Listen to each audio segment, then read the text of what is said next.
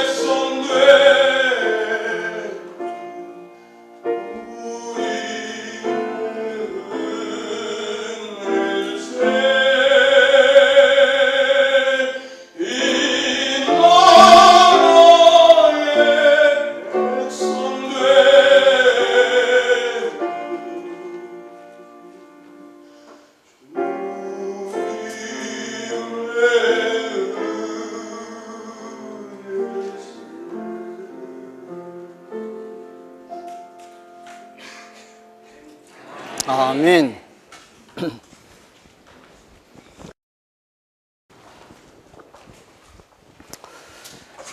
우리 설교 예배를 위해서 또 하나님께 영광 돌리는 감동적인 찬양을 해주신 우리 집사님 너무 감사합니다. 우리 또 피아노 반주를 해주신 우리 집사님께 또 감사를 드립니다. 어제 저녁 제가 시간이 없어서 또 자세한 말씀을 드리지 못하고 오늘 그 인자야 이 뼈들이 능히 살겠느냐 하는 제목을 가지고 오늘 같이 그 말씀을 연구하도록 하겠습니다. 그래서 지금은 이제 늦은 비 때이기 때문에 전 세계적으로 이제 중국뿐만 아니라 저 아프리카 뭐 인도 뭐 여러 곳에서 이 준비된 종들이 지금 엄청난 지금 영웅군 사업을 위해서 헌신하고 활동하는 가운데 많은 이적들이 이제 일어나고 있는 걸 제가 이제 말씀을 드렸는데요. 우리 제7일 안식일 예수 재림교회는 이 늦은 비 성령이 이제 내리게 되면 오순절 성령 때 일어났던 그 이상의 엄청난 이적과 기사들이 일어날 것에 대해서 화이트분이 기록하였습니다. 지금은 뉴스타트 프로그램을 통해서 또 환자를 치료하고 하지만도 그때가 되면 늦은 비 성령을 받은 사람들이 예수님이 하신 방법대로 이렇게 기도만 해도 암이나 불치의 병들이 그냥 순식간에 사라지는 엄청난 이적이 우리 앞에 지금 기다리고 있습니다. 그래서 화이프님께서 말씀하신 이 하나님이 행하시는 이적이 있고 또 느지미 성령이 내릴 즈음에 또 사단이 행하는 거짓 이적들이 있어요. 그럼 어느 것이 하나님께서 온 이적인지 또 사단한테서 온 이적인지 분별할 수 있는 한 가지 방법은 그들의 생애를 통해서 또 그들의 율법을 철저하게 순종하고 있는지 그것을 보라고 그랬습니다. 그래서 우리가 하나님의 말씀대로 안식일을 지키면서 진리대로 사는 사람들이 그들의 생애 속에 이제 그러한 이적들이 일어나면 그것은 틀림없이 이제 하나님께서 함께 하시는 이적이라는 것입니다. 이제 그렇지 않고 우리가 지금 뭐 일반 그 오순절 교회에서 하는 그 안수기 기도나 이런 그 거짓 이적들 있죠. 이런 것들은 그들의 율법도 순종도 하지 않은 상태에서 또 그들이 그냥 성령을 받았다고 하면서 하는 이적들이 있습니다. 이런 것들은 이제 사단이 하는 이적이기 때문에 그들이 안수 기도를 통해서 받은 그 치유도 얼마까지 아니하면 다시 재발이 되든지 또 다시 이제 그 얼마 안 가서 죽는다는 것입니다. 그런 환자들이요. 우리 제7 안식일 예수 재림교회는 지금 하이픈이 분명히 말씀하셨습니다. 이러한 그 병을 치유하고 또 무슨 엄청난 그 기적들이 일어나는 그 기적보다도 더 중요하고 더 큰 이적은요, 이 품성부의 나라였습니다. 그래서 그 죄를 회개하고 생애가, 그 사람의 생애가 완전히 그 거듭나는 삶으로 그리스도의 품성을 닮아가는, 이것은 이적 중의 이적이라 했습니다. 이 느지미 성령은 이것을 지금 의미하는 것입니다. 그렇지만 여기서 행하는 이 모든 이 지금 재림 집회의 이 포커스는요, 우리 품성이 예수님처럼 닮아가는 진정한 회개와 철저한 회개를 통한 생애의 부흥과 개혁입니다. 그래서 우리 모습이 예수님의 그 아름다운 품성으로 변화되는 이것에 우리의 모든 이 집회 기도의 제목과 이 설교의 모든 이 초점을 지금 거기에 맞추고 있는데 이것이 바로 그리스도 우리의 의입니다, 지금. 그래서 지금, 우리가 열천의 비유에서 보시는 것처럼 신랑이 온다고 이제 고함을 치면서 깨우는 한 무리가 있죠. 이것이 우리 제7 안식 예수 재림교회가 늦은비를 받고 큰 해침 때 해야 할 일들이고, 이 기별을 딱 받은 그 무리들이 그 열천이 비유에서 나오는 것처럼 졸미어 잘세하는 많은 사람들이 졸고 있다가 이 기별을 듣고 깨어나는 또 한 무리가 있습니다. 이것은 지금 이제 준비되지 아니하는 많은 사람들 가운데 이 재림이 가깝다고 하는 이 기별을 듣고 이제 깨어나는 한 무리가 또 있게 될 것입니다. 그래서 우리는 지금 이 열천이 비유 가운데서 신랑이 온다고 외치는 그 무리에 우리가 지금 부름을 받았습니다, 지금. 그래서 지금 여러분들은 반드시 이제 늦은비 성령을 받으셔야 되고요. 늦은비 성령을 받지 않으면 하나님의 인을 받지 못하기 때문에 또 구원이 없게 되는 것입니다. 또 늦은비 성령을 받고 하나님의 인침을 받는 사람들이 아마 14만 4천인에 들어가게 될 것이고, 이제 죽음을 보지 않고 살아서 승천하는 이 마지막 대열 속에 이제 참여하는 엄청난 특권이 있습니다. 만약에 이 늦은비를 받지 못하고 하나님의 인을 받지 못하면서도 구원을 받는 사람이 있다면, 그 선자는 이제 그 어린아이들, 또 몸이 약하신 분들, 또 연세 많은 분들은 환란이 오기 전에 먼저 잠재우시겠다고 분명히 말씀하셨습니다. 그래서 지금 우리는 이 마지막 시대에 이제 늦은비를 위해서 지금 준비를 하고 있기 때문에 이랬든 저랬든 여러분들은 이제 하늘에만 들어가면 성공하는 것입니다. 뭐 살아서 구원을 받든지 뭐 무덤에서 부활을 하든지 그게 상관이 없습니다. 그래서 여러분 그 연세 많으신 분들도 실망하지 마시기 바랍니다. 그래서 그 우리가 지금 이랬든 저랬든 우리가 하늘에서 예수님만 만나기만 하면 인생에서 가장 성공한 사람들입니다. 그래서 지금 우리가 아무리 고생하고 아무리 가난하고 아무리 참 좁은 길을 간다 할지라도 여러분들이 끝까지 믿음으로 이제 승리해서 한 번도 안 빠지고 다 하늘에서 만나게 되시를 간절히 빌겠습니다. 자, 이 시간도 우리 성령 하나님께서 우리 진리의 개인 교사가 되어 주시기를 간절히 빌면서 우리 오늘 본문 인자야 이 뼈들이 능히 살겠느냐 에스겔 37장 1절에서 10절에 나오는 이 본문을 가지고 우리 이 시대에 주시는 이 중요한 기별을 함께 연구하겠습니다. 자, 지금 우리가 이 본문을 보시면 여호와께서 걸렁으로 내게 임하시고 그 신으로 나를 데리고 가서 골짜기 가운데 두시는데 거기 뼈가 가득하더라. 나를 그 뼈 사방으로 지나게 하시기로 본즉 그 골짜기 지면에 뼈가 심이 많고 아주 말랐더라. 그가 내게 이르시되 인자야 이 뼈들이 능히 살겠느냐 하시기로 내가 대답하되 주 여호와여 주께서 아시나이다. 또 내게 이르시되 너는 이 모든 뼈에게 대언하여 이르기를 너희 마른 뼈들아 여호와의 말씀을 들을지어다. 자, 하나님께서는 이 에스겔 선지자에게 마른 뼈들을 향하여 대언하라고 지금 말씀을 하셨습니다. 그래서 생기가 그들에게 지금 들어가는 장면이 나오죠. 주 여호와께서 이 뼈들에게 말씀하시기를 내가 생기로 너희에게 들어가게 하리니 너희가 살리라 그랬습니다. 이 죽은 뼈들이 생기가 들어가니까 완전히 살아서 참 일어나는 이 기적이 지금 여기에 지금 일어나고 있죠.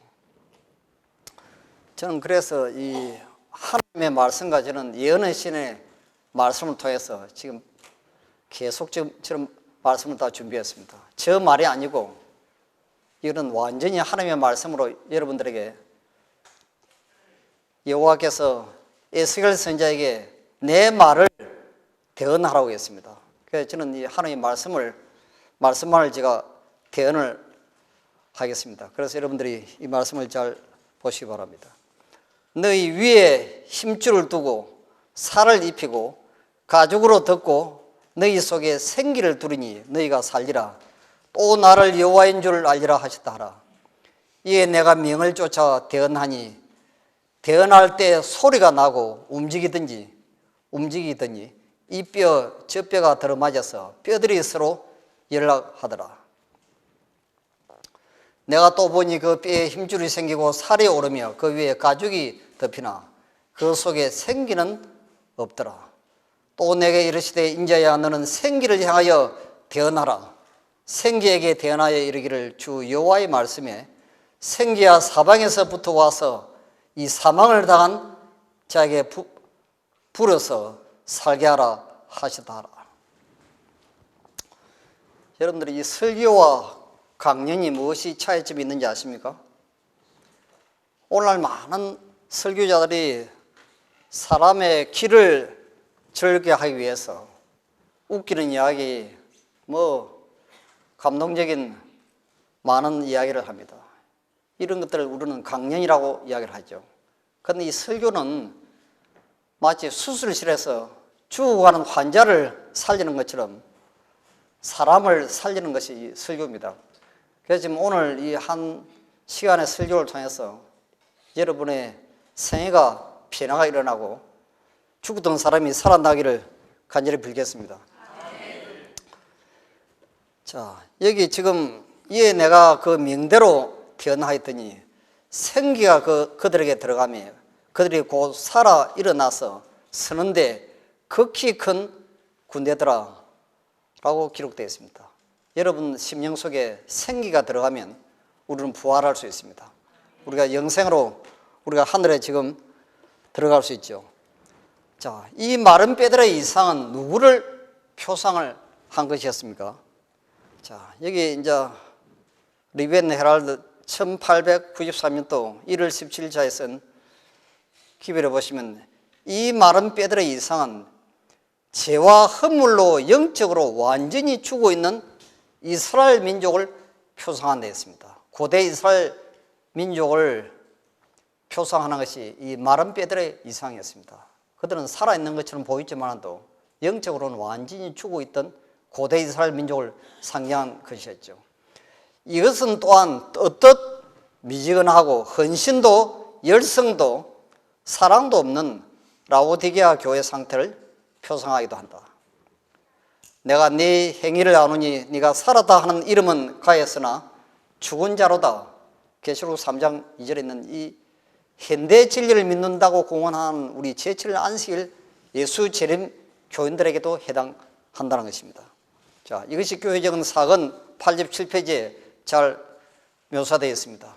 라오디게아 교회의 기별은 현대 진리를 믿는다고 공언하는 하나님의 백성들에게 적용된 되었습니다. 대다수는 이름은 가지고 있으나 열심은 없는 뜨뜻미지근한 공언자들이다. 영적인 생명이 없는 수많은 사람들이 교회의 농명책에는 그들의 이름이 기록되어 있지만 어린 양의 생명책에는 그들의 이름이 없다. 그들은 교회와 연합되어 있는지 모르지만 주님과는 연합되어 있지 않다고 분명히 말씀하셨습니다. 어떤 이들은 교인으로 농명되기만 하면 구원은 학보에 놓은 것이라 다름없는 것처럼 생각하는 사람들이 많습니다. 이걸 우리는 현대 신신학이라고 합니다. 그들이 교회만 왔다 갔다 하고 그들의 이름이 농명책에만 기록되어 있으면 부끄러운 구원을 받더라도 하늘은 반드시 간다. 그렇게 가르칩니다. 주님께서는 교회에 가담했음에도 불구하고 하나님의 인이 그 이마에 찍히지 않는 사람은 구원을 받지 못했다는 것을 인간에게 분명히 가르치고자 하신다고 말씀하셨습니다. 하나님의 인이 없는 사람은 하늘나라에 한 사람도 들어가지 못합니다. 이 인이 바로 무엇입니까? 우리가 제품을 만들어서 창고에서 출고할 때 검사하는 사람이 합격하고 이렇게 완전 도장을 검사필하고 도장 찍는 것이죠. 이 하늘나라에 들어가는 사람들도 하나님께서 지금 그 사람 이마에 그들의 품성 속에 하나님의 형상이 나타나 있는지를 지금 점검하는 그 일이 바로 지금 예수님께서 1844년 10월 20일부터 하고 계시는 조사심판이라고 하는 심판입니다. 지금요. 죄를 철저하게 회개하고 완전히 성령을 통해서 거듭난 그 사람들의 품성에는 하나님의 영광, 하나님의 인이 거기에 나타나 있는 것입니다. 자, 왜 라오디게아 교회 상태가 되었습니까? 많은 사람들이 어떤 미지근한 상태에 놓여 있는 까닭은 그들이 한 빛으로부터 보다 큰 빛으로 성장을 하지 않기 때문에 라오디게아 교회 상태에 있다는 것입니다. 여러분이 살아있는 것은 반드시 성장하도록 되어 있어요. 죽은 것만 성장하지 않습니다. 여러분 그렇지 않습니까? 어린아이를 또 지금 어머니 뱃속에서 태어나가지고 어머니 젖을 먹고 계속 성장합니다. 키가 크고 지금 모든 신체가 지금 어른처럼 닮아가기 시작하죠. 많은 교인들이 한 빛으로부터 또 더 높은 표준을 향해서 계속 성장하지 않냐면 그는 죽은 사람하고 똑같다는 것입니다. 성장이 멈추면 그것은 문제가 있는 것입니다. 병이 들었거나 그렇지 않으면 거의 숨이 끊어졌거나 둘 중에 하나입니다. 이 라오디게아 교회는 여러분들이 보시는 것처럼 생명이 없는 것입니다. 죽은 것이랑 똑같아요. 구원이 없는 교회가 지금 라오디게아 교회입니다. 예수님이 문 밖에 계십니다. 하나님께서는 사람의 잘못을 시정하고 안전한 길로 저들을 인도하시기 위하여 빛을 보내신다. 눈이 멀고 마음이 강팍해지는 것은 이 빛을 거절함으로 말미암은 것이다. 흔히 그 과정은 점차적이요 거의 알아챌 수가 없다. 빛은 하나님의 말씀과 당신의 종들을 통하여 혹은 성령의 직접적인 역사를 통하여 사람에게 임한다. 그렇습니다. 지금 여기 대쟁투 315페이지 보시면 그러므로 그리스도인이라고 공언하는 많은 사람들이 하늘로부터 오는 빛을 거절하게 되고 옛날의 유대인들처럼 그들에게 다가오는 근고의 때를 깨닫지 못하게 된다. 그들의 교만과 불신 때문에 하나님께서는 그들을 지나쳐 버리시고 베들레헴의 목자들과 동방 박사들처럼 그들이 이미 받은 모든 빛에 성실한 사람들에게 당신의 진리를 계시해 주시다고 말씀하셨습니다. 제가 지금 창세기부터 요한계시록까지 나타나 있는 재림에 관한 기별들을 제가 수년 전부터 지금 연구하고 있습니다. 그런데 구원받은 각 시대마다 모든 남은 무리들의 똑같은 공통적인 특징이 하나 있는데, 그것이 바로 그들이 살아 있을 당시에 각 시대마다 하나님께서 성령을 통해서 그들의 양심을 통해서 말씀하시는 모든 말씀에 순종한 사람들만 남은 무리에 가담했고, 그들만이 구원을 받은 사실을 제가 확인을 하게 되었습니다. 지금도 마찬가지입니다. 지금도 많은 분들이 성경과 예언의 신에 있는 말씀을 부분적으로만 받아들이고 순종을 하지 않습니다. 어떤 분들은 도시 전도를 해야 한다면서 열심히 도시에서 전도하지만도 그들은 여전히 육식을 하고 여전히 안식을 범하고 지금 열심히 영혼을 구원한다면서 마치 하나님께 큰 인정을 받는 사람처럼 본인이 착각을 하고 있는 것입니다. 그런데 제가 받은 이 빛과 제가 본 말씀은 그것이 아닙니다. 우리가 하나님의 사업을 도와주는 것이 아니고 준비된 사람을 하나님이 전도 사업에 사용을 하시는 것입니다. 우리가 준비되지 못한 상태에서 내가 무슨 큰 하나님의 오른팔이나 되는 것처럼 열심히 떠들고 전도하지만도요, 말씀을 자세히 보면 그들의 생애는 개혁도 없고 회개도 없고 그러면서도 그들은 전도한다고 합니다. 여러분, 그런 사람을 하나님께서 사용을 하시겠습니까요? 하나님께서는 우리가 준비되면 포로 소녀를 저 먼 시리아의 문둥병자 나만 장군 집에 보내시는 것처럼 준비된 사람에게 또 보내는 것입니다.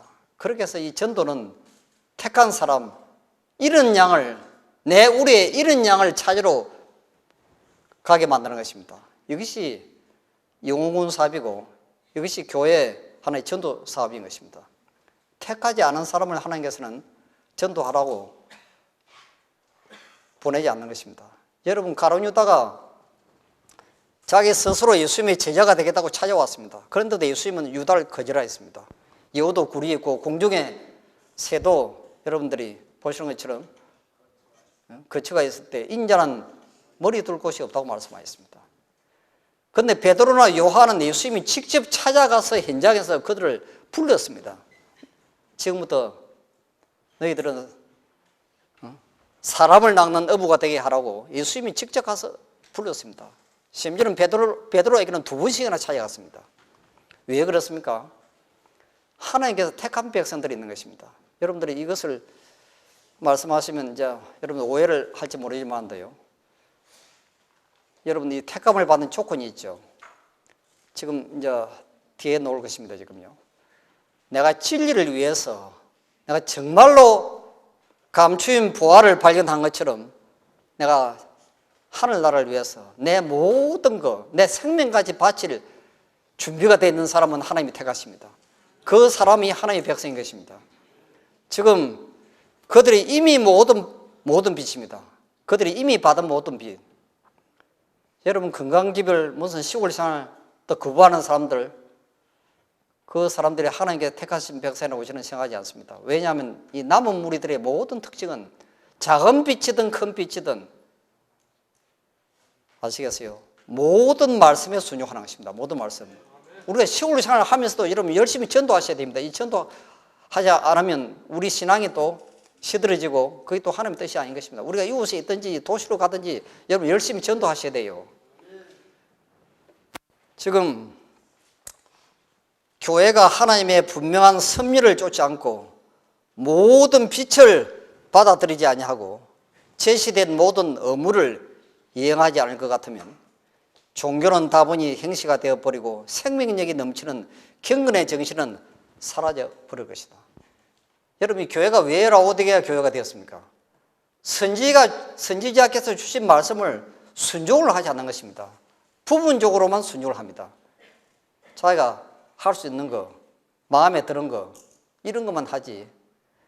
걷기를 요구하고 희생을 요구하고, 아시겠어요?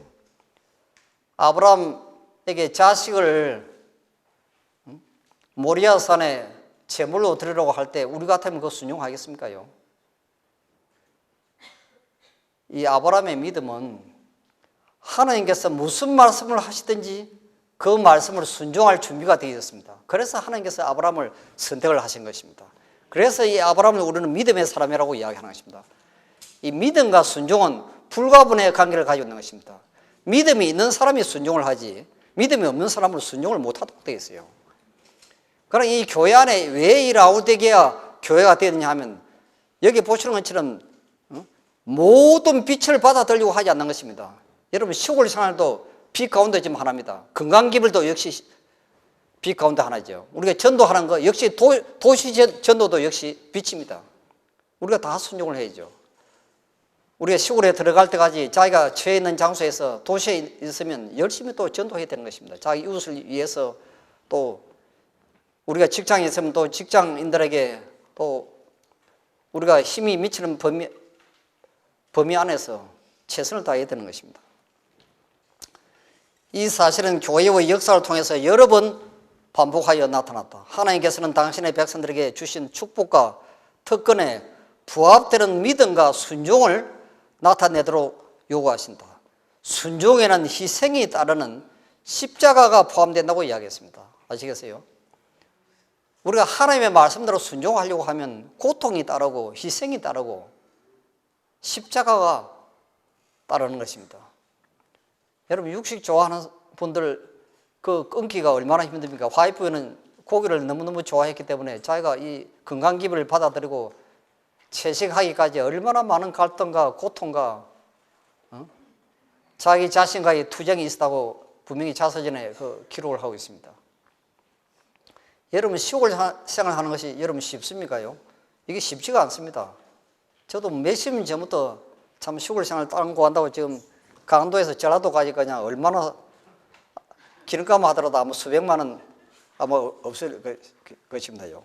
그런데도 제대로 준비된 장소를 구한다는 게 너무너무 힘든 걸 제가 발견했습니다. 여러분 이 하나님의 말씀대로 순종한다는 것이 쉬운 것이 아닙니다. 여러분 극기가 따르고요. 고통이 따르고 희생이 따르고 십자가가 요구되는 것입니다. 그래서 많은 사람들이 이거 하기 싫어하죠. 제가 교회에서 참 이 건강기별 얼마나 가는 교회마다 전하고 또 건강동호회를 만들어가지고 또 참 채식 건강 요리도 준비하고 그리 하는데도 그 백성들이 순종한다는 것이 얼마나 힘들고 고통스러운 것을 제가 깨닫게 되었습니다.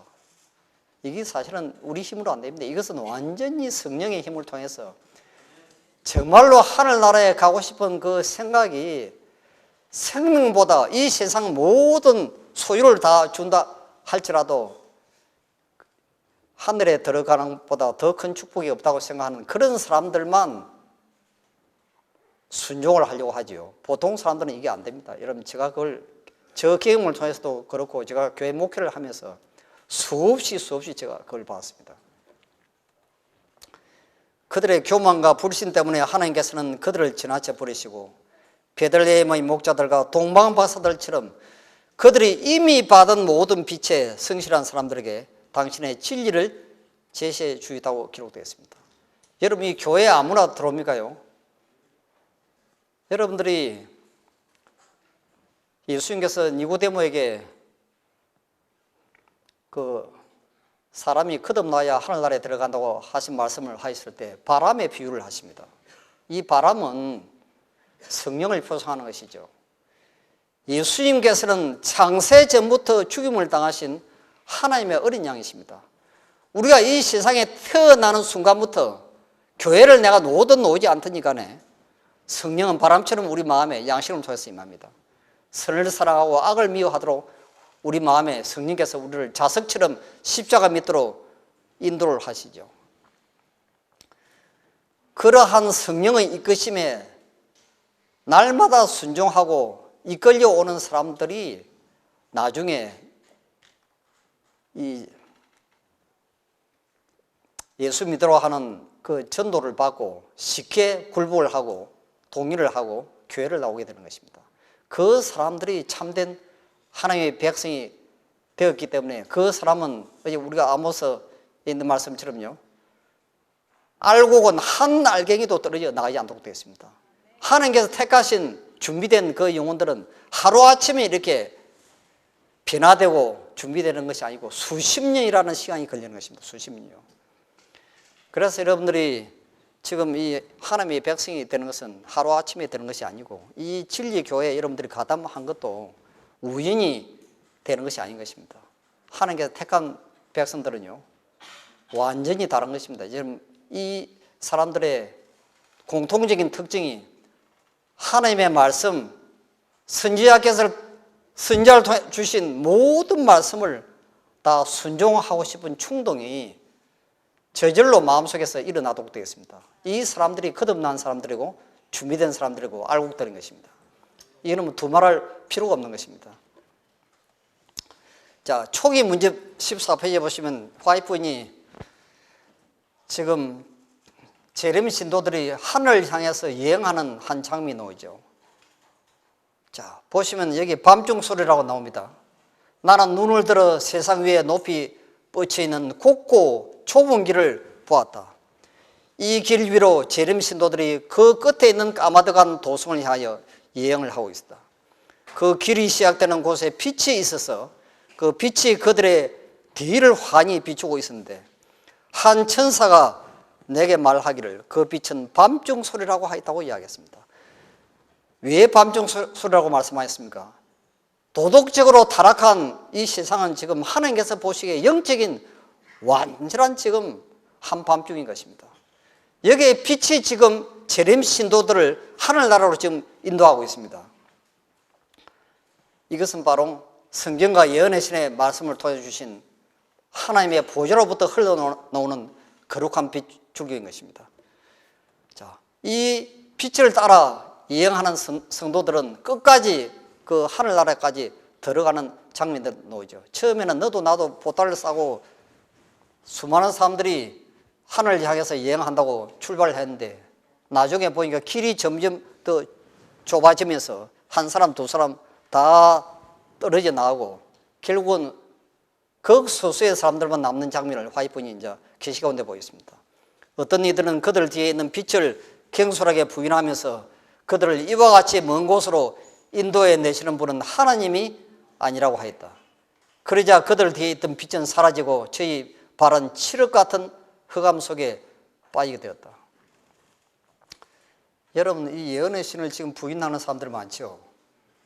뭐 시골 생활 이거 아주 공공연하게 또 싫어하는 사람도 있습니다. 또 건강기를 이야기하면 또 그거 뭐 먹는 것이 구원받느냐 이런 식으로 또 반문하는 사람도 있습니다. 지금 제가 이 보는 빛은요, 하나님께서 각 시대마다 주신 마지막 기별이 있습니다. 이게 현대 진리입니다. 하나님께서 선지자를 통해서 주신 그 모든 빛에 마음의 문을 열고 그 빛을 받아들이고 순종하는 사람들은 이제 축복을 받고 마지막 구원을 받게 될 것입니다. 이 문제에 대해서는 저는 한 채 의심이 없습니다. 지금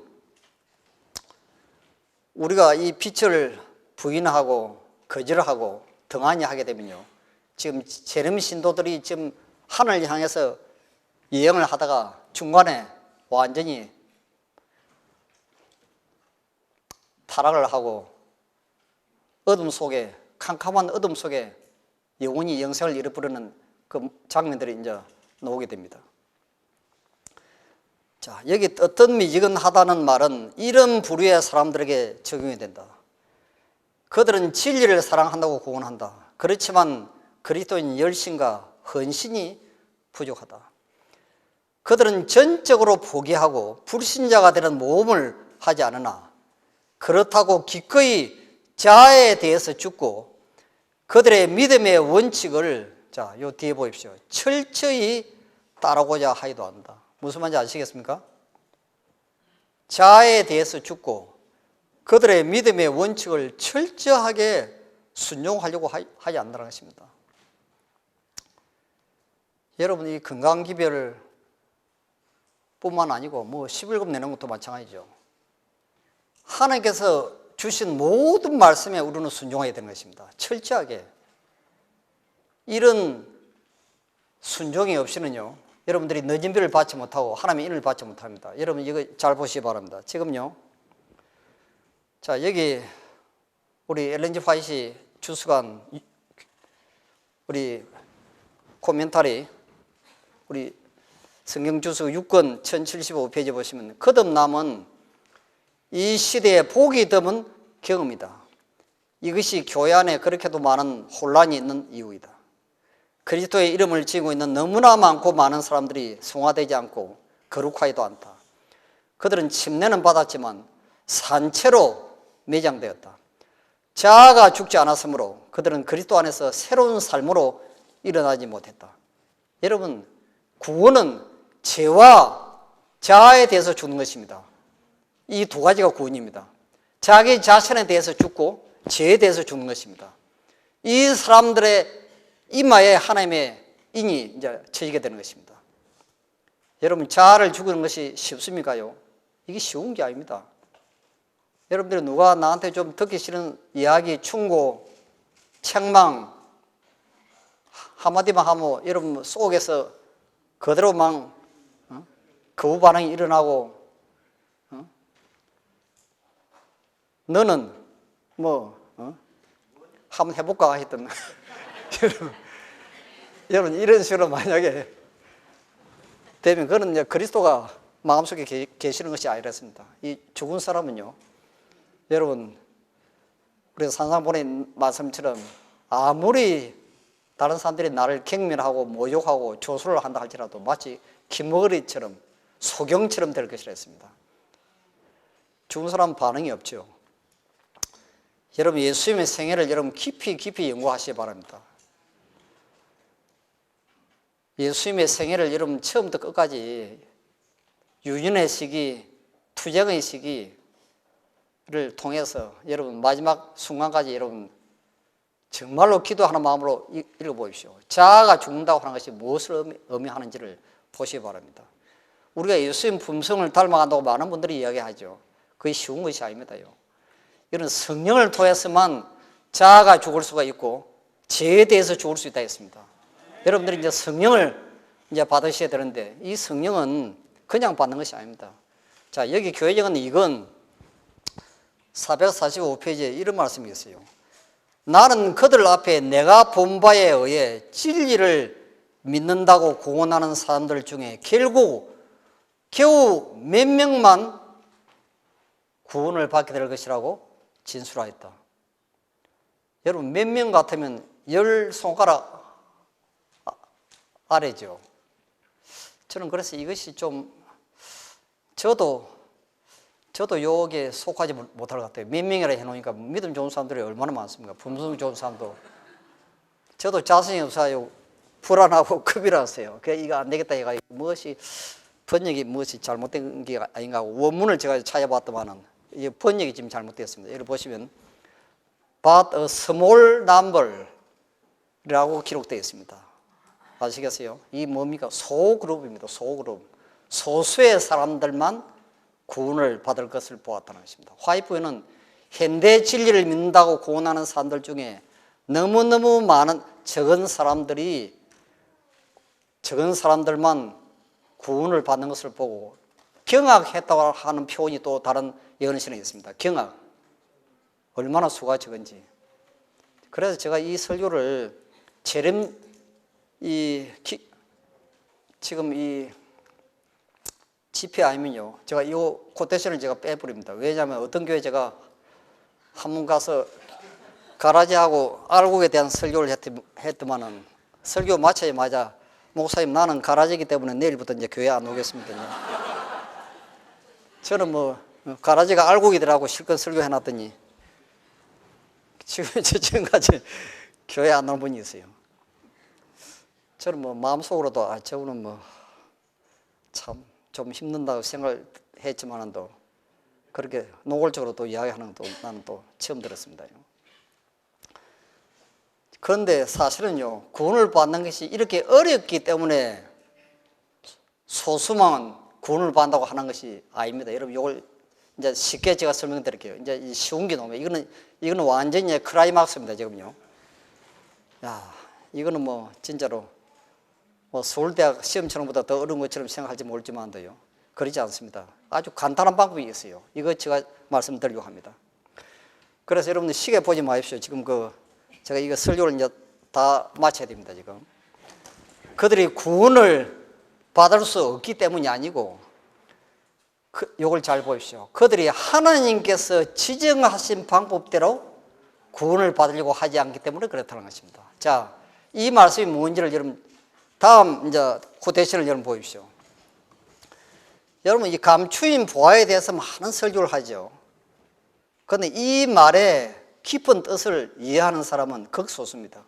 이거는 정말로 성령이 아니면 이 감추인 보화에 예수님께서 하신 말씀의 의미가 무엇인지를 깨닫는 사람이 아마 1000명 가운데 1명 있을 정도로요. 이 깊은 의미를 지금 가지고 있는 것입니다. 이게 자세히 보시면 천국은 마치 밭에 감추인 보화와 같으니 사람이 이를 발견한 후 숨겨두고 기뻐하여 돌아가서 자기의 소유를 뭐요? 다 팔아 그 밭을 샀다고 기록되어 있습니다. 여러분 그 킹 제임스 버전에는 분명히 지금 다 팔았다고 되어 있는데요. 요즘 이 사단마귀가 이 성경 번역판을 엄청나게 많이 만들어가지고 다라고 하는 것을 빼버린 게 있습니다. 그냥 어떻게 해놨느냐면 자기의 소유를 팔아 이렇게 했어요. 그 다라고 하는 이것이 굉장히 중요한 말씀인데 all that이라고 되어 있거든요. 원문에 보시면 자기의 소유를 100% 팔아서 그 밭을 사다고 나와 있습니다. 이게 무슨 뜻인지 아십니까요? 이 다 팔다는 말씀이 자 여기 또 나옵니다. 마태복음 13장 45절 46절을 보시면 또 천국은 마치 좋은 진주를 구하는 장사와 같으니 극히 값진 진주를 만나며 가서 자기의 소유를 다 팔아 또 진주를 샀다고 또 예수님이 두 번째 또 이야기를 했습니다. 다 팔았다고 이야기를 하고 있어요. 여러분 그 아나니아와 삽비라 비유 여러분 잘 아시죠? 자기가 다 팔아가지고 밭 다 팔아가지고 하나님께 바치겠다고 철동까지 약속해 놓고 다 얼마를 감추어 놨습니다. 어디다 감췄는지 하여튼 감추어 놨어요. 그거는 다 판 것이 아닙니다. 그래서 완전히 성령께서 참 그 죄를 찾아내시고 회개를 하지 않으니까 이제 즉시 죽임을 당했죠. 가룟 유다도 마찬가지입니다. 자기의 소유를 다 팔지 않았어요. 부분적으로만 헌신했습니다. 오늘날 이 교회가 왜 뜨뜻미전하고 이런 현상이 일어난지 아십니까요? 모든 것을 다 헌신하지 않는 것입니다. 문제는 바로 여기에 있습니다. 부분적으로만. 여러분 안식을 금요일 저녁부터 지금 해지는 시간까지가 안식 시간인데 안식 예배 마치자마자 자기 볼일 보러 여기저기 다니는 사람 많죠.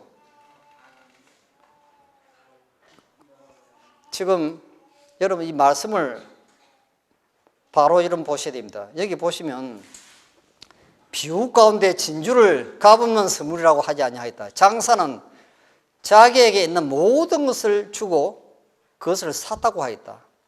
성경에는 그리스도를 값없는 선물이라고 하였는데 이 말은 무슨 의미냐고 질문하는 자들이 많다.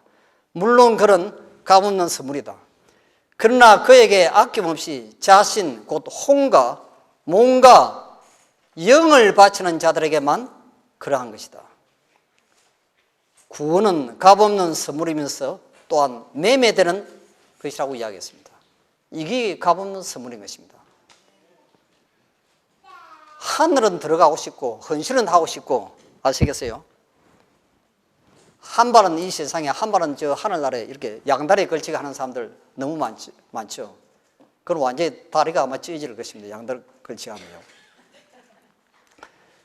여러분 이 모든 것 여러분 보시면 나만 장군이 문둥병을 치료하기 위해서요 요단강에 가서 7번 목욕을 하라고 했습니다. 여러분 이 나만 장군이 부하들이 보는 가운데서 그 문둥병이 평소에는 겉으로 보기에는 멀쩡해 보이는데 이 몸속에 지금 문둥병이 있기 때문에 그 옷을 벗고 간다고 하는 것이 얼마나 수치스럽고 고통스럽고 모욕적이고 창피스럽겠습니까, 여러분? 자존심이 얼마나 상하겠어요? 우리가 하나님의 말씀대로 순종한다는 것은 때로는 이런 모욕과 경멸과 조소와 자존심을 건드리는 일들이 얼마나 많은지 모릅니다. 많은 사람들이 송악질을 하죠. 뭐 저렇게 까다롭게 뭐 믿을 필요가 있어. 저는 완전히 극단이고 광신 아니냐 뭐 그런 식으로 이야기하는 사람 있습니다. 그런데 그리스도인 교육 기초라고 하는 책에 보면 그 말씀이 있어요.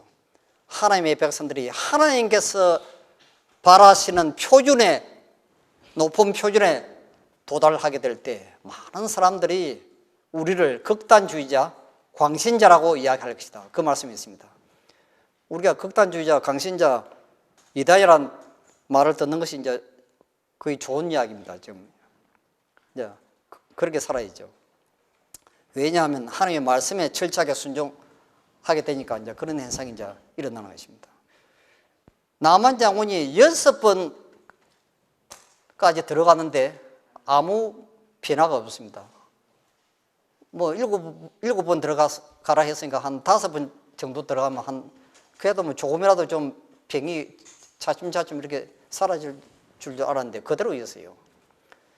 마지막 7번째 들어갔을 때 완전한 변화가 일어났습니다. 이거 똑같습니다.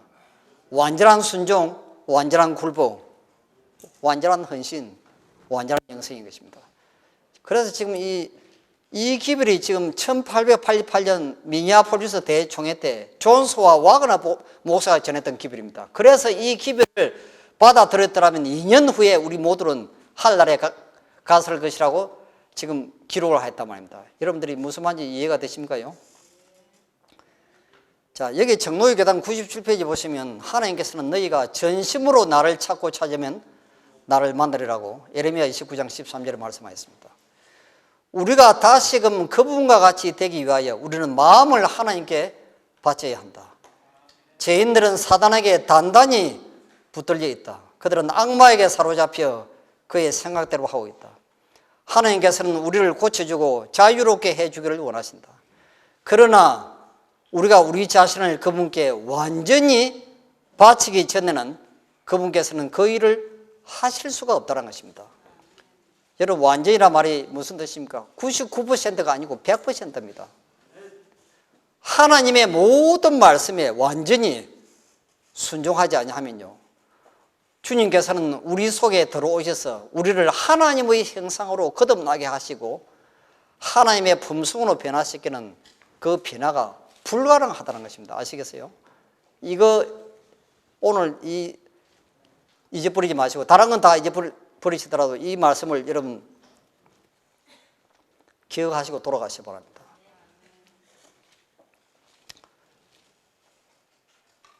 우리 작은 아들이 지금 고등학교, 우리 한국 삼육 고등학교를 졸업하고 대학을, 이 아들이 지금 이 설교를 듣고요, 우리 삼육대학 신학과 3학년까지 마치고 미국 가서 그 하틀랜드 대학을 다시 1학년부터 다시 들어가가지고 지금 졸업을 했습니다. 그래서 지금 그 대학에서 지금 또 학생들을 좀 가르쳐 달라고 그래서 지금 선교사로 지금 거기서 지금 일을 하고 있는데, 자기는 하나님께 100% 신을 해야만이 구원이 있다고 하는 그 설교를 어느 날 듣고 자기가 결심을 하게 됐다는 것입니다.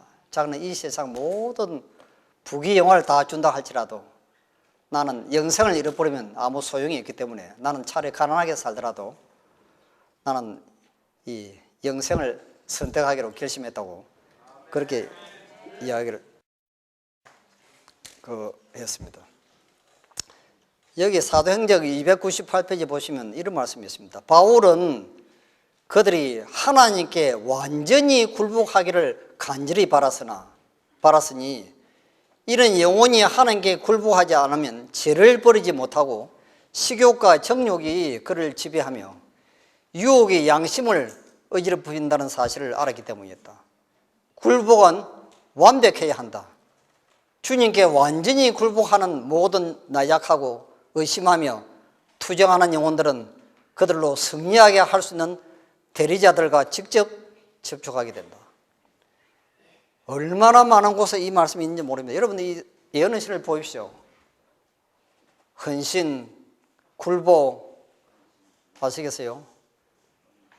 요 작년교과 우리 대청에서 만든 요 2005년도 제가 목요일 날 지금 이 내용을 제가 이제 여기 코테이션을 했습니다. 보시면 하나님의 성령을 통해서 자신들의 삶을 온전히 그리스도의 뜻에 굴복시킨 자들만 자아에 대해서 죽고 위로부터 거듭나게 된다는 것입니다. 이 결론입니다. 지금요. 우리 대청에서 보내는 이 가정공부 내용이요.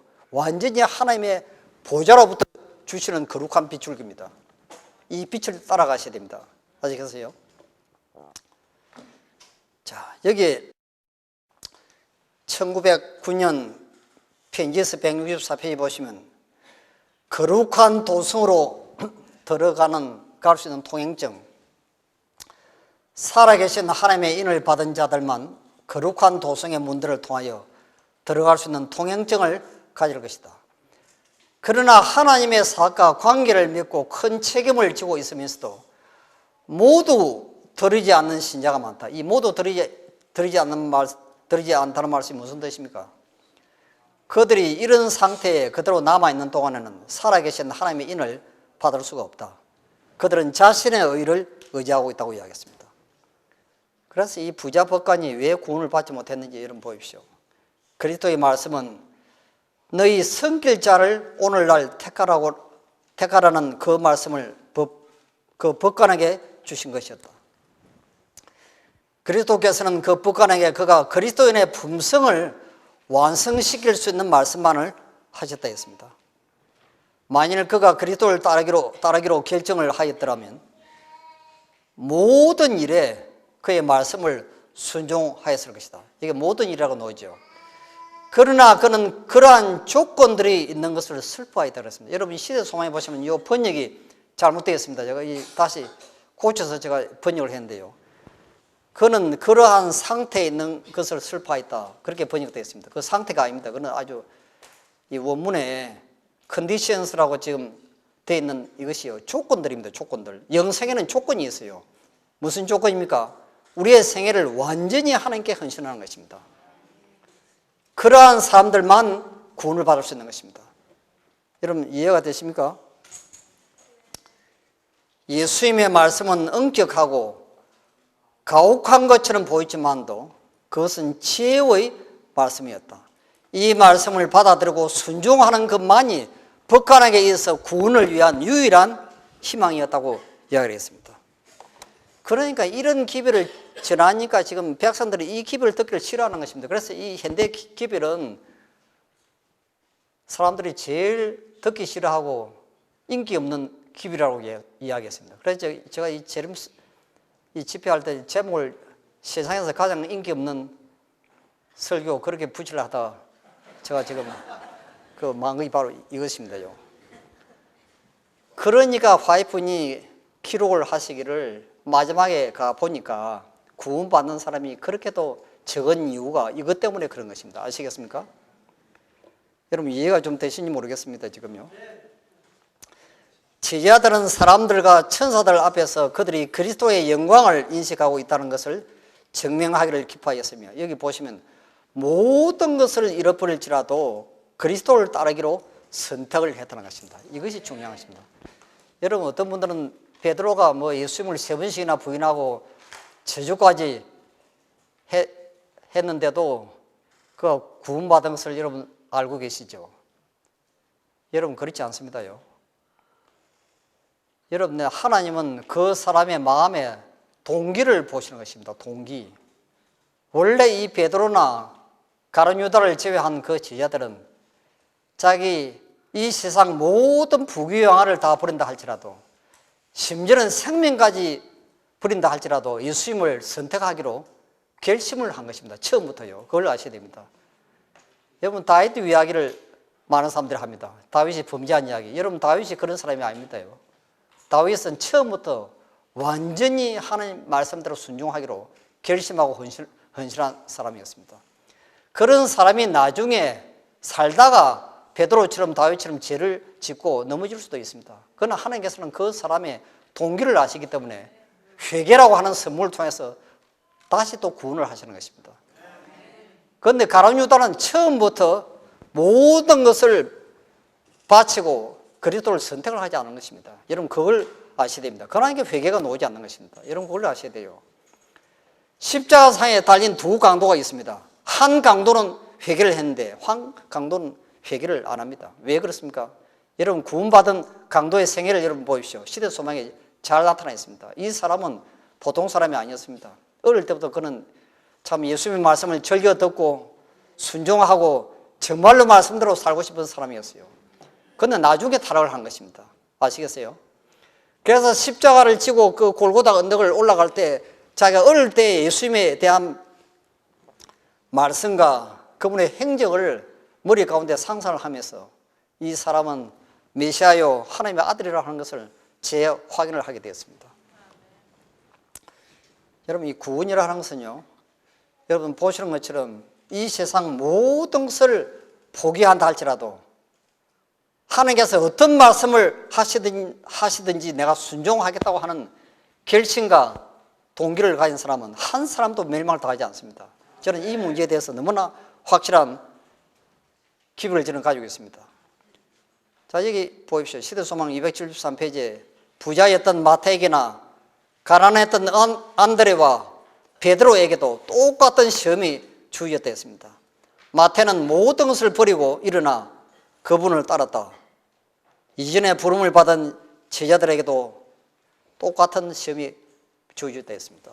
모든 것을 버리고 일어나 그분을 따랐다고 이야기했습니다. 여러분 이 말씀이 무슨 뜻인지 여러분 이해가 되십니까요? 모든 것을 버리고 일어나 그분을 따랐다는 것은 이 마태가 자기가 아무리 돈이 많고 부자로 산다 할지라도 내가 하늘나라와 영생과 비교하면 이거 아무것도 아니라는 것입니다. 예수님이 불렀을 때 즉시 순종했습니다. 아시겠어요? 자, 여기 무슨 말씀이겠습니까? 절반만 마음을 바친 그리스도인은 불신자보다 더 악하다는 것입니다. 아시겠어요? 이 절반만 마음을 바친 사람들은 그리스도인은 불신자보다 더욱 나쁘다. 그러나 어떤 미지근한 그리스도인들은 두 편을 다 기만한다. 그는 선량한 세상 사람도 아니고 또 선량한 그리스도인도 아니다. 사단은 다른 사람이 할 수 없는 일을 쉽게 하는데 그들을 통해서 한다는 것입니다. 자, 여기 살아계신 하나님의 인을 받은 자들만 거룩한 도성의 문들을 통하여 들어갈 수 있는 통행증을 가질 것이다. 그러나 하나님의 사학과 관계를 맺고 큰 책임을 지고 있으면서도 마음을 다 바친 신자가 아닌 사람들이 많다. 아시겠어요? 이런 사람들이 라오디게아 교회를 지금 구성하고 있는 것입니다. 그러니까 뜨뜻미전하고 열성도 없고 변화도 없고 아시겠어요? 사랑도 없고 그러니까 밤낮 서로 미워하고 갈등, 분열, 시기 이런 현상이 일어날 수밖에 없는 것은 그들의 마음속에 사단이 가득한데 무슨 선한 것이 나오겠습니까요? 변화가 일어나지 않는데 그게 안 되는 것입니다. 지금. 그러니까 차라리 핍박이 일어나면 구원받기가 더 쉽다는 것입니다. 왜냐하면 뭐 이것 아니면 저것이니까. 아시겠어요? 내가 생명을 버리고 구원을 받든지 뭐 내가 영생을 포기하든지 둘 중에 하나만을 선택할 수 있는 환경이 놓여지게 되면 오히려 더 쉽다는 것입니다. 지금은 구원받기 얼마나 힘든지 모릅니다. 지금 누가 교회 가는 거 방해를 합니까? 아시겠어요? 핍박과 시련이 이르게 되면 진리를 위해서 모든 것을 버릴 각오만 되어 있는 사람만 교회를 나왔다는 것입니다. 그 당시에는. 아시겠어요? 모든 것을 버리기를 꺼리지 아니하는 사람들만 그리스도의 제자들이 되기를 원하였다. 그와 하여 핍박이 계속되는 동안에는 교회는 비교적 순결을 유지했다. 그러나 박해가 그치자 철저하지도 못하고 헌신하지도 아니한 신자들이 교회에 들어와서 사단의 발판 노릇을 하게 되었다. 아시겠습니까? 저는 요 코테이션도 제가 일반 교회에서는 빼버립니다. 이거 보고 또 교회 안 오는 사람이 있습니다. 나는 철저하지도 못하고 또 헌신하지도 않기 때문에 난 내일부터는 나는 일찌감치 그냥 포기하겠습니다. 연금 내는 것도 아깝고 하여튼 뭐 시간도 바빠 죽겠는데 하여튼 아시겠어요? 그러니 구원을 받는다고 하는 것이에요. 여러분들 자세히 보시기 바랍니다. 구원을 받는 것이 어려운 것이 아니고 아시겠어요? 사람들이 세상도 좀 축복도 받고 싶고 하늘나라도 가고 싶고 하는 이중적인 마음이 마음에 가득 차 있으니까 그래서 이게 안 되는 것입니다. 내가 가난하게 살든지 뭐 부자로 살든지 그걸 다 하나님께 전적으로 맡겨버리고 하나님께서 주시는 대로 날마다 말씀대로 그냥 이렇게 살아가려고 하면 아주 너무 쉽고 간단한데 여러분 우리에게 필요한 거 하나님께 알아서 다 주십니다. 여러분 우리가 말씀대로 살려고 하면요 하나님께서 우리에게 필요한 거 다 아십니다. 왜냐하면 우리 육체가 하나님의 성전이기 때문에 우리가 영양실 쪽 걸리는 거 하나님이 좋아하시겠습니까요? 여러분 먹을 거 입을 거 다 주시는 것입니다. 지금 구주께서 말씀하시기를 이와 같이 너희 중에 누구든지 자기의 모든 소유를 버리지 아니하면 능히 내 제자가 되지 못하리라. 누가복음 14장 33절 그 말씀이 있습니다. 우리가 반은 주의 것이 되고 반은 세상 것이 될 수가 없다. 우리가 전적으로 하나님의 자녀가 되지 아니하면 하나님의 자녀가 아니라고 분명히 이야기했습니다. 이것이 바로 1888년 존스와 와그너가 전했던 1888 기별입니다. 아시겠어요? 이 기별을 받아들였더라면 우리는 그날로부터 2년 후에 하늘나라에 가 있을 것이라고 이야기했습니다. 여러분 믿음으로 말하면 의의 기별이 무엇인지 아십니까요? 그러니까 이 교회가 지금 변화가 일어나지 않고 부흥이 없고 늦음이 성경에 내리지 않는 것은 너무나 많은 사람들이 이중생활을 하고 있는 것입니다. 한 발은 이 세상에 한 발은 하늘나라에도 가고 싶고 세상도 선택하고 싶고 그러니 여러분 이게 됩니까요? 그러니 안식일도 그냥 마음대로 여러분 11분도 적당하게 여러분 예수님의 품성을 닮아간다고 하는 이것이 쉬운 일입니까요? 여러분 그 김연아 선수가 지금 여러분 그 훈련하고 연습하는 거 보십시오. 얼마나 피눈물 나는 이 세상 멸류관을 얻기 위해서 그렇게도 밤잠을 안 자고 노력을 하고 훈련을 하는데 여러분 하늘나라 들어가는 것이 그렇게 쉬운 일입니까 여러분? 여러분 하늘나라에 들어가는 것하고 이 세상에서 여러분 뭐 마라톤 1등하고 여러분 이 세상 모든 부귀 영화를 다 주고 대통령이 되는 것하고 이런 비교를 해보십시오. 어느 것이 더 큰 축복이 되겠습니까 여러분? 화이트분이 분명히 말씀하셨습니다. 어느 것이 더 큰지 저울에 달아가지고 선택을 하라고 했습니다. 저는 대학 졸업할 때 이 문제 때문에 굉장히 많이 갈등했습니다. 그러니까 제가 결심을 했어요. 내가 이 세상에서 내가 대학을 졸업하고 내가 하고 싶은 모든 출세를 다 한다 할지라도 내가 하늘나라를 잃어버린다면 아무 소용이 없다고 하는 것을 제가 계산을 했습니다. 그래서 내가 차라리 내가 가난하게 살고 어렵게 살더라도 내가 하늘나라를 선택을 해야 되겠다. 딱 결심을 했습니다. 그때부터 제가 안식을 지키는 것도 너무너무 쉽고 마음이 편안하고 모든 음식물에 가는 개혁뿐만 아니고 모든 것이 제게는 너무너무 쉽게 됐습니다. 한쪽을 결정을 하고 나니까 너무너무 쉬운 것입니다. 근데 양다리에 걸치면요 더 힘듭니다 여러분. 그 잘못하면 여러분 생각해 보시고 넘어집니다. 잘못하면 그거 똑바로 서 있어야지. 여러분 양다리 걸쳐가지고 되겠습니까 여러분? 그러니까 지금 이 신앙생활의 예수님이 나는 내 멍에는 쉽고 내 짐은 가볍다고 하는 말씀이 이걸 의미하는 것입니다. 믿으려면 아예 제대로 믿고 안 믿으려면 아예 그냥 아까 그 사람처럼 나는 가라지니까 아예 나는 밀쳐가면서 난 가겠습니다 하고 그냥 나가든지 그렇게 하는 게 더 편하다 그 말입니다. 이것도 아니고 저것도 아니면요 교회에 들어와서 설교 들으면 고통스럽고 자기 생활은 또 변화도 일어나지 않고 그러나 여러분들이 이 문제에 대해서 여러분 깊이 좀 생각을 하셔야 됩니다. 지금요 세상에는 하늘 진주를 항상 찾고 있는 듯이 보이는 사람들이 있다. 그러나 저들은 저희의 좋지 못한 습관을 완전히 버리지 않는다. 저들은 그리스도께서 저희 안에 사시게 하기 위하여 자신에 대하여 또 죽지도 않는다. 그러므로 저들은 귀한 진주를 얻지 못한다. 그들은 거의 그리스도인이 그는 하나 아직 완전한 그리스도인이 아니다. 그들은 거의 하늘나라에 가까이 이른 듯 보이나 그들은 거기에 들어갈 수가 없다. 구원을 거의 얻고 온전히 얻지 못했다는 것은 거의 잃어버렸다는 것이 아니요 온전히 잃어버렸다는 것을 의미하는 것이다. 신물교훈 112페이지에 있는 이 말씀이 무슨 말씀인지 이제 이해가 좀 되십니까요? 온전히 헌신하지 않냐면 온전히 잃어버리는 것입니다. 아시겠습니까? 구원은 이런 것입니다. 그러니까 이렇게 선택을 하는 사람이 드물다는 것입니다. 교회 안에. 아시겠습니까? 내가 죽든지 살든지 나는 하나님의 입에서 나오는 모든 말씀들은 내가 살겠다고 결심하는 사람들이 흔하지가 않다는 것입니다. 그래서 화이트분이 나중에 계시가 온 데 보니까 구원받는 사람들이 너무너무 적기 때문에 경악을 금치 못했다고 화이트분이 기록을 하였습니다. 이것 때문에 그런 것입니다. 사도 요한은 날마다 자신에 대하여 죽고 죄를 극복함으로 진리를 통하여 성화되었다고 기록되어 있습니다. 우리가 날마다 죽는 연습을 해야 됩니다. 아시겠어요? 날마다 죄를 극복하는 연습을 해야 되는 것입니다. 초기 문제 274페이지 보시면 그리스도이라고 공언하는 아주 많은 사람들이 하나님을 모르고 있다. 육적인 마음이 변화되지 않고 있으며 하나님과 원수가 된 채로 남아있다. 그들이 아무리 그리스도인이라고 자칭한다 해도 그들은 여전히 사단에 충실한 종들이라고 천사가 말했다.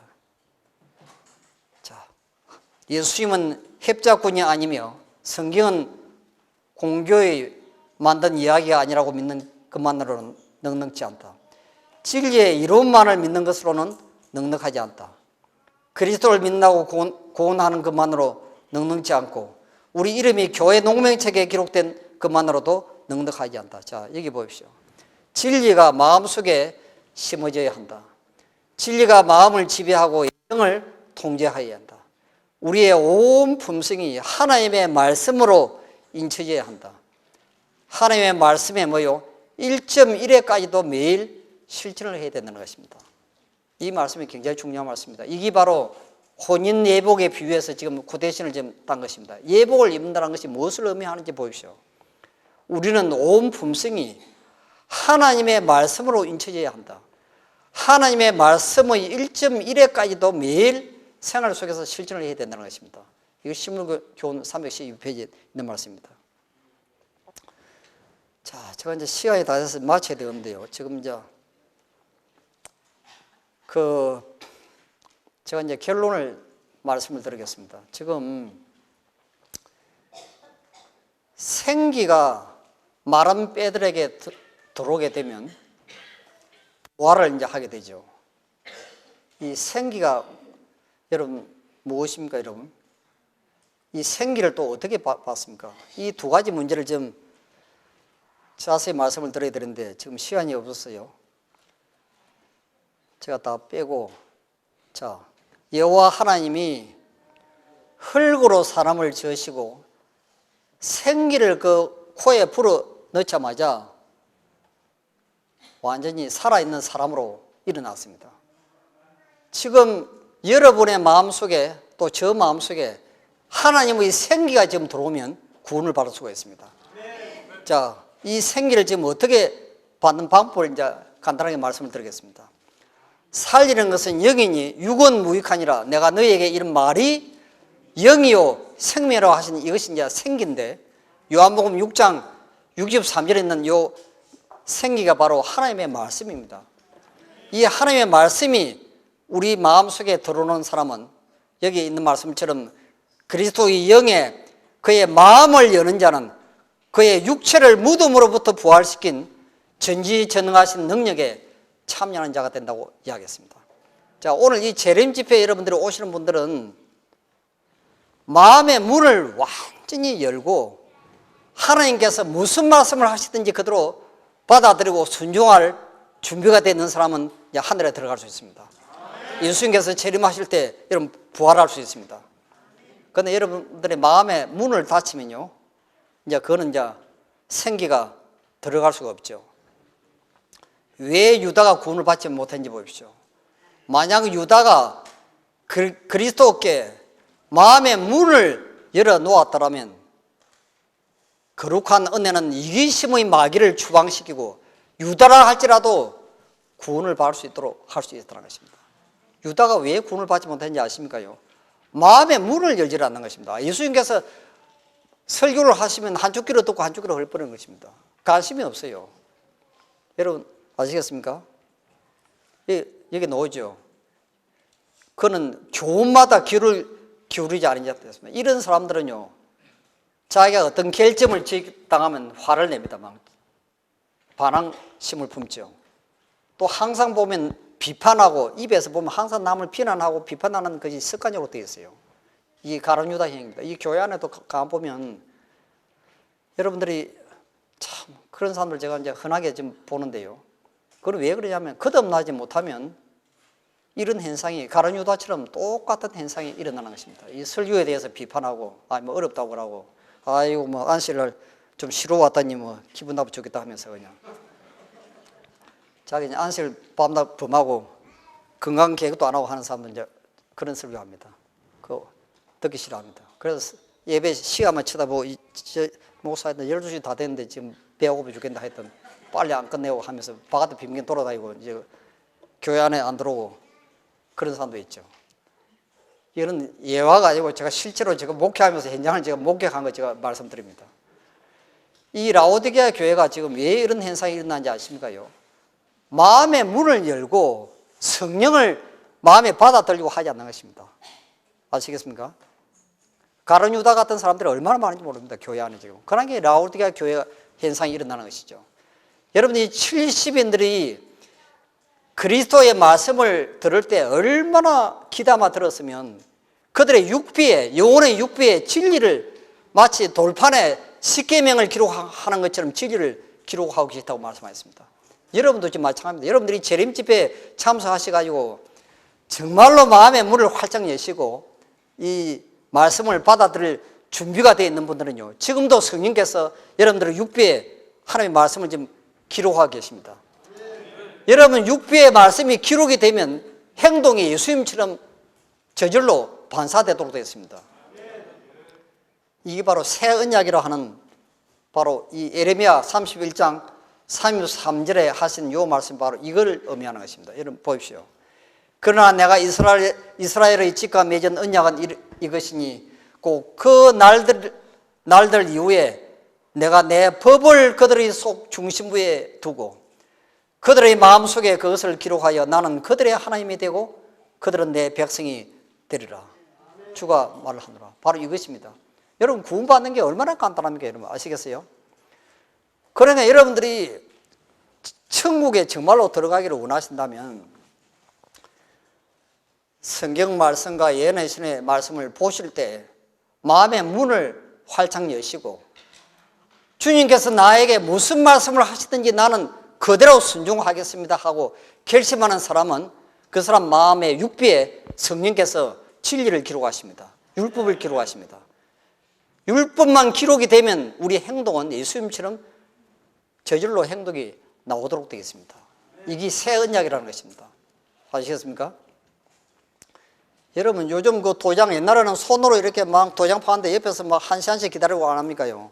그건 지금은 어떻게 합니까? 컴퓨터 속에 딱 입력시켜 가지고 자기가 원하는 글자형 내 이 글자 이것 해 주십시오 하면요 컴퓨터로 그걸 소프트웨어를 좀 떠가지고 그대로 입력시키면 어떻게 하면 기계가 알아서 다 그 도장 모습을 만들어내죠. 그와 똑같은 것입니다. 우리 육비에 하나님의 말씀이 진리가 기록이 되어 있는 사람은 행동이 예수님처럼 나오도록 되겠습니다. 아시겠어요? 여러분 이게 어렵습니까요? 어려운 거 하나도 없죠. 그러면 여러분들이 지금 구원을 받으시려면 만사를 제쳐놓으시고 아침 새벽 시간과 말씀을 연구하고 기도하는 시간을 따로 떼 두셔야 됩니다. 이게 제일 중요하기 때문에. 그럴 시간이 없으면요 여러분 직장을 포기하셔야 됩니다. 시골로 이사로 가셔야 돼요. 왜냐하면 시골 생활을 하시려고 하는 그 이유는 시간에 쫓기지 않는 것입니다. 여러분 출근 시간 쫓깁니까요? 출근 보면 도장 찍고 합니까요? 그 필요가 없는 것입니다. 그리고 조용한 시간에 이 말씀을 보니까 성령께서 얼마나 마음속 깊이 와 닿는지 모릅니다. 이 시끄러운 도시에서 말씀 보는 것하고 이러면 시골 조용한 데서 말씀 보는 것하고 이런 극과 극처럼 천지 차이인 것입니다. 그래서 시골 생활을 하는 사람들이 구원받기 쉬운 것입니다. 여러분 시골 간다고 다 구원받는 것은 아니죠. 어떤 사람들은 뭐 시골 마귀가 도시 마귀보다 더 무섭다고 하는 사람도 이야기하는 것처럼요. 품성 변화되지 않은 사람들도 있습니다. 그런데 그거는 지금 좀 문제가 있죠. 지금 자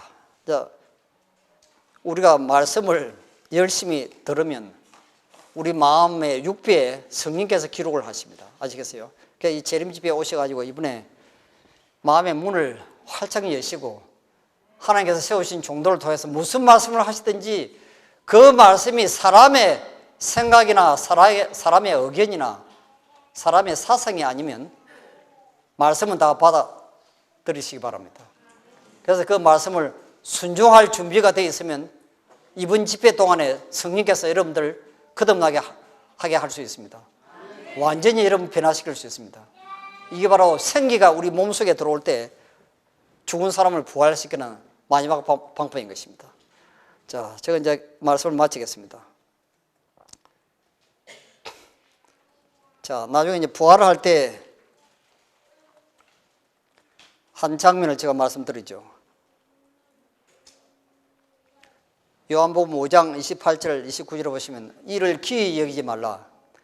무덤 속에 있는 자가 다 그의 음성을 들을 때가 오나니 선한 일을 행한 자는 생명의 부활로 악한 일을 행한 자는 심판의 부활로 나을 것이라고 분명히 말씀을 하고 계십니다. 이게 마라나다 300페이지 보시면 그리스도께서는 죽은 자들이 하나님의 아들의 음성을 들을 때가 오나니 곧 이때라고 말씀하셨다. 그 음성은 모든 죽은 자들의 처소에 다시 울릴 것이며 예수님 안에서 자는 모든 성도들은 깨어 그들의 감옥을 떠날 것이다. 나는 이 죽은 사람이 어떻게 되는가 하고 제가 연애신을 봤더니요, 하나님께서는 그 사람이 태어나서부터 무덤에 들어가는 마지막 순간까지 하나님의 말씀으로 변화된 그 사람의 인격, 품성을 마치 이 컴퓨터 뭡니까 이게 USB에다가 이렇게 저장을 하는 것처럼요 보관을 하신다고 말씀하셨습니다. 보관, 소프트웨어에 보관하십니다. 우리 품성을요. 그래서 그 사람이 평소에 하나님의 말씀으로 살았기 때문에 그 말씀이 그 소프트웨어에 보장이 되어 있는 것입니다. 그래서 지금 깨어라 깨어라 하고 예수님이 무덤에서 죽은 자들을 깨우실 때 그 동일한 말씀이 그 사람을 부활을 시키는 것입니다. 아시겠어요? 그런데 말씀대로 살지 않는 사람은 그 소프트웨어에 하나님의 말씀이 없기 때문에 부활을 못하는 것입니다. 바로 이것입니다. 원리가 지금. 그러니까 지금 그리스도께서는 죽은 자들이 하나님의 아들의 음성을 들을 때가 오나니 하는 요 말씀은 평소에 하나님의 말씀대로 살아는 사람들만 그 말씀으로 부활을 시키는 것입니다. 아시겠어요?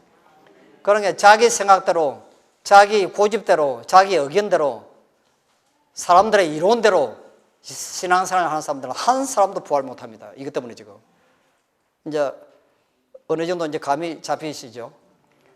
그래서 오늘 이제 제가 드리는 결론은 여러분들이 이제 무슨 말씀을 듣든지 깨달았든지 그 말씀은 예수 그리스도십니다. 그 말씀대로 순종하시고 예수님을 따라가시기 바랍니다. 그렇게 해서 우리 예수님께서 이 땅에 오실 때 한 번도 안 빠지고 그 하늘나라에서 주님과 함께 영원히 또 행복하게 사시게 되시길 빌겠습니다. 네, 감사합니다.